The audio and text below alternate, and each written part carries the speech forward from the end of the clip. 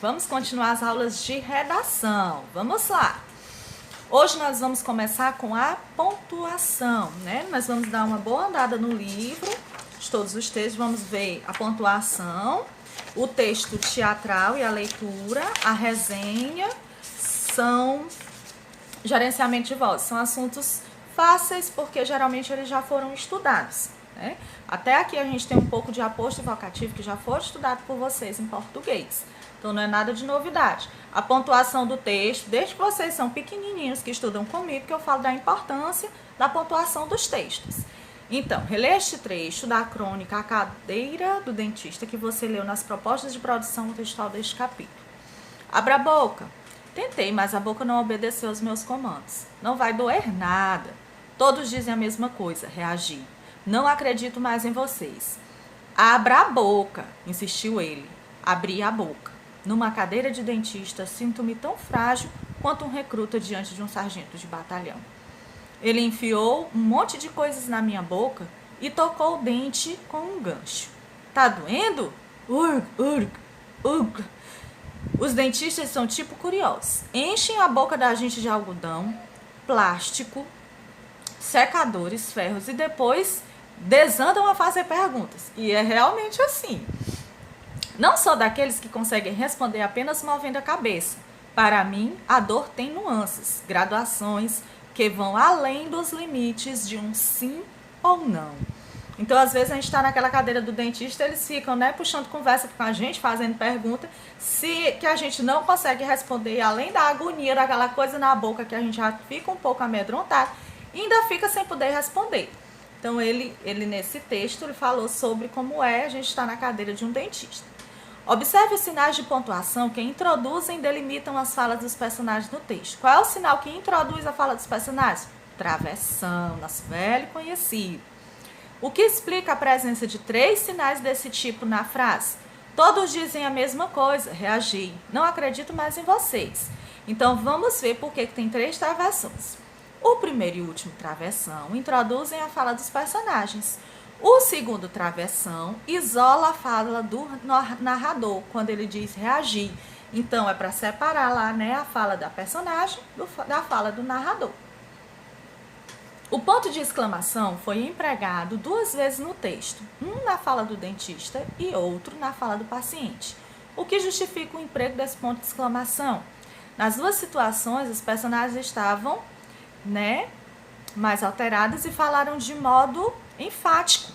Na primeira, porque o dentista está tentando convencer o paciente. Na segunda, porque o paciente está bravo.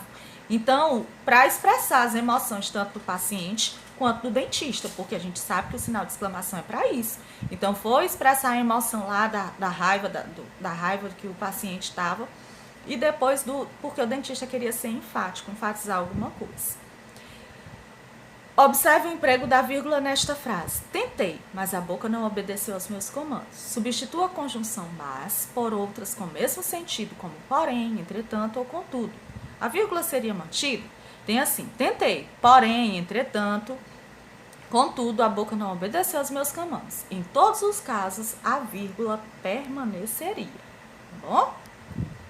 Então, a gente vê aqui, falando um pouco, Agora nós vamos falar um pouco também sobre a vírgula. A gente já viu que a vírgula permaneceria e vamos para a página 125. Aquele restante lá vocês terminam. A tia já fez a introdução com vocês terminam em casa de fazer. Leia esta história em quadrinhos de Ziraldo. Acorda, pai! Domingo é dia de lavar o carro. Ir pro mato, almoçar na casa da avó, ir pro Maracanã. Tá achando tudo normal, Acontece que ainda são 2 da tarde. Vamos lá, pai. Ainda falta tomar sorvete, jogar vôlei, passear de bicicleta, ver teatrinho, subir o Corcovado. Eita, maluquinho que tem energia. E o pai não tá contando. Domingo pro pai é dia de descanso, dia de dormir. E pra vocês, domingo é dia de quê? Então, que nem o maluquinho, querendo sair desse isolamento. Então, vemos aqui. Como é que a gente emprega a vírgula? A vírgula no começo ela é usada... que a gente vê é usada para dar uma pequena pausa, a principal função da vírgula. Mas quando a gente cresce muito, a gente vê que a vírgula ela é muito mais importante do que apenas dar uma pequena pausa. Então, ela é usada para isolar o aposto do vocativo. Vocês já estudaram isso, deixa eu estar só relembrando para vocês. O vocativo é chamado também de chamamento. Quando eu digo Ana, isso é um vocativo, é quando eu chamo, faço um chamamento para a pessoa que eu vou me dirigir. Ana, vírgula. Essa vírgula é para expressar o vocativo. Quero lhe apresentar o Pedro, vírgula, meu namorado. Essa vírgula foi para separar o aposto do vocativo. O que é o aposto? É quando eu dou uma explicação. Eu estou explicando quem é o Pedro, que é o meu namorado, certo? Então a vírgula usa para isso. Para separar termos que exercem a mesma função sintática, esse aqui a gente estuda desde pequenininho. Comprei balas, vírgula, pirulito, vírgula, chiclete e bombons. Ele exerce a mesma função sintática de objeto direto. Comprei o quê? Aí eu vou citar o que eu comprei. E para indicar a supressão de uma palavra, geralmente um verbo ou um grupo de palavras. Nós gostamos de dançar, vocês de viajar. Qual foi o verbo que foi suprimido através da vírgula? O gostamos, porque não tem necessidade de eu colocar o gostamos de novo. O que eu coloquei? Uma vírgula. No lugar de dizer, nós gostamos de dançar, vocês gostam de viajar, a gente coloca o quê? Uma vírgula.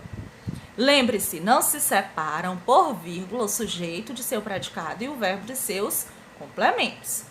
Leia o box ao lado e responda. O que justifica o emprego da vírgula antes da palavra pai no primeiro e no último quadrinho? Em ambos os casos, é o fato de a palavra pai ter função de vocativo. Quando ele diz pai, está chamando o pai. Então, é um vocativo. A palavra pai tem vírgula porque é um vocativo. Quando eu digo assim, meninos, façam silêncio. Depois do meninos, a gente coloca vírgula porque é um vocativo. Eu estou chamando vocês na sala de aula. Eu nunca fiz isso na sala de aula. Nunca pedi para vocês fazerem silêncio. Vocês não conversam. As falas do menino maluquinho no segundo, terceiro e quarto e quinto quadrinhos terminam sempre com reticências. Que efeito de sentido se busca ao empregar as reticências? Dão uma ideia de que certo tempo se passou entre as ações e eles estão fazendo até aquele momento, 2 da tarde, quando o menino maluquinho anuncia o que ainda tem para fazer. Então, dá ideia de continuidade. Que outro sinal de pontuação poderia ser empregado no lugar das reticências? O que justificaria essa escolha? Também poderia ser empregada a vírgula, já que se trata de uma enumeração de ações. Pronto. A tira recebe o título de Domingo de Pai. Como você resumiria um domingo de pai tendo o menino maluquinho como filho? Um domingo bastante agitado e cansativo, né? Que o pai era melhor estar deitado, assistindo um bom filme, um bom jogo. Pontue as frases empregando apenas vírgula. Sabe dizer, vírgula, vizinho, vírgula, se o caminhão do lixo já passou? O técnico cumprimentou todos os jogadores do time, vírgula, titulares e reservas. A propriedade é ampla, vírgula, bem cuidada e muito produtiva. Há laranjeiras, vírgula, mangueiras, vírgula, árvores ornamentais e extensa plantação de café. Organizar uma festa, vírgula, minha cara, vírgula, não é tão simples. As meninas jogaram basquete, ponto e 2 pontos. Os meninos, vírgula, vôlei. Foi suprimido aí o verbo jogaram, né? Porque não foi necessário, porque foi colocada a vírgula. Ana, vírgula, é o vocativo. Novo aluno da nossa classe, vírgula, o Carlos, vírgula, veio do interior. O Carlos está aí com a função explicativa, dizendo quem é o novo aluno da sala.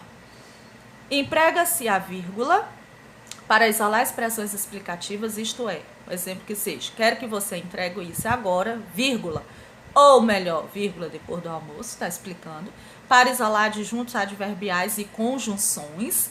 Na reunião de pais e mestres, adjunto adverbial, vírgula, porém, vírgula, e a conjunção utilizada foi isolada do adjunto adverbial através de 2 vírgulas, ninguém se manifesta. Para isolar, meu nome de lugar anteposto à data, Recife, vírgula, 17 de janeiro de 2020, é o que a gente sempre faz no cabeçalho da escola.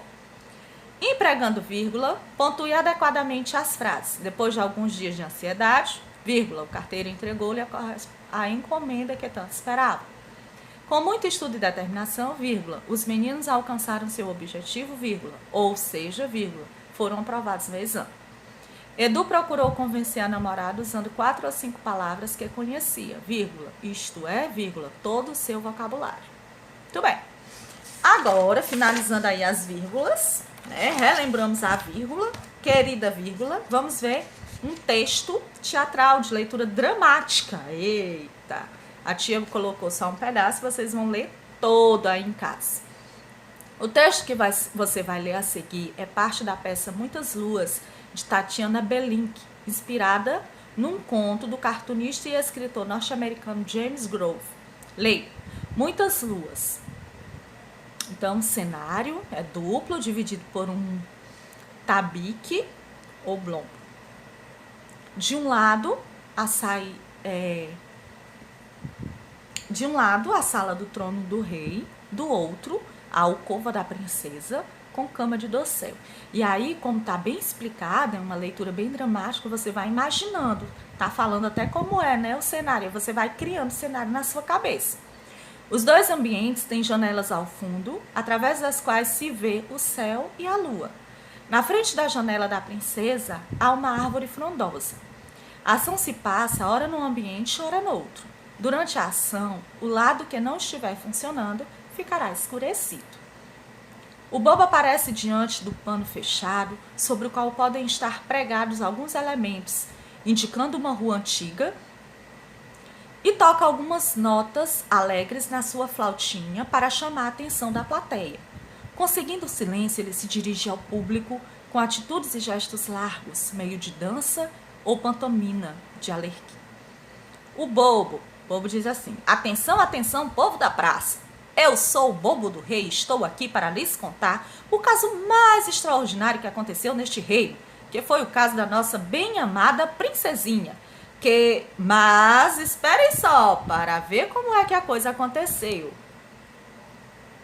Bobo faz um gesto e o pano se abre, mostrando o lado que representa a sala do trono iluminado. O rei está sentado no trono iluminado.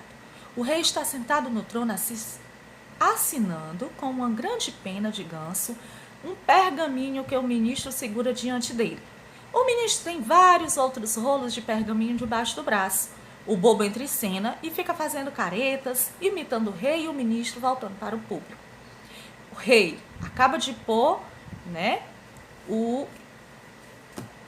acaba lá de pôr e suspira. Decretos e mais decretos. Já estou com a mão cansada de tanto assinar decretos. Faltam muitos, meu bom ministro. O ministro, todo cerimonioso, diz: decreto, não falta mais nenhum, vossa majestade. Só falta uma proclamação. O rei diz: proclamação? Que proclamação? O ministro fala: a proclamação procurando uma nova doceira para a nova confeiteira do palhaço, vossa majestade. O rei ilumina-se. Ah, sim, a doceira nova para fazer sobremesas novas para minha filha bem-amada. O bobo, que lambeu os beiços assim que se falou em doces, pula diante do rei. Uma doceira nova para sua alteza, a princesa? Doces novos e doces novos? Ai, novas tortas e pastéis, quitudes e guloseimas para sua alteza, a princesinha. E novas migalhas deliciosas para a boca do bobo, que sou eu.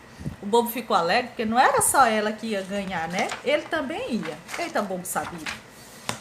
Ministro que enrolou o decreto e desenrolou a proclamação. Pronto, vossa majestade. Só falta assinar esta proclamação. O rei, lendo: sua majestade, o rei, procura uma doceira ou doceiro exímio que tenha novas receitas de sobremesas para arejamento. O bobo, dançando diante do rei e lambendo os beiços. Assina, meu reizinho, assina depressa que a princesinha real não gosta de esperar. O rei, sorrindo: que é isso, meu bobo? Tu sabes muito bem que nunca fiz minha filha esperar por nada. E aí continua a história entre eles, né? Até o final, que vocês vão ler. A tia Jo já leu, vocês vão finalizar essa leitura. De preferência, ler todo para responder as perguntas.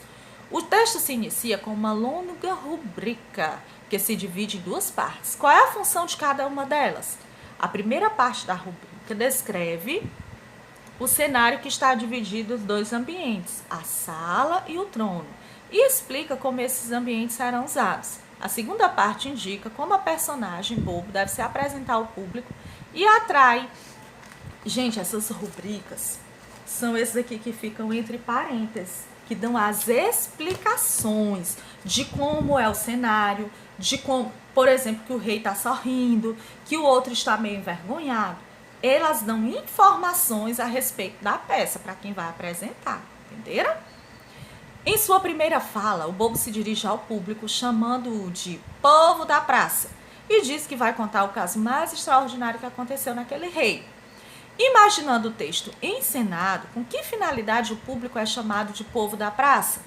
Com esse vocativo, o bobo introduz o público no mundo ficcional, como se ele fizesse parte daquele reino e estivesse na praça ouvindo a história contada.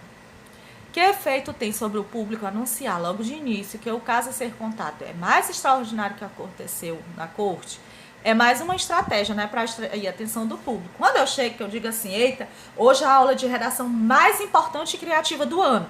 É claro que todo mundo vai querer saber como é essa aula. Assim fez o bobo.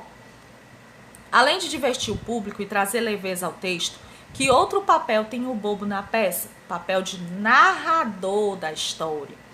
Depois da fala do bobo, abre-se o pano e a sala do trono é iluminada. A cena mostrada aconteceu antes da fala do bobo.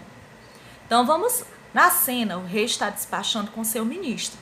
Entre os documentos que assina está a proclamação para a contratação de uma nova doceira. Qual a finalidade dessa contratação? Ela fazer novos tipos de doce, novas tortas, bolos para a princesinha. Pronto. Aí vocês vão finalizar a tarefa, né? Para fazer só até onde eu fiz, não. A tia dá uma colher de chá, mas depois vocês terminem, tá bom?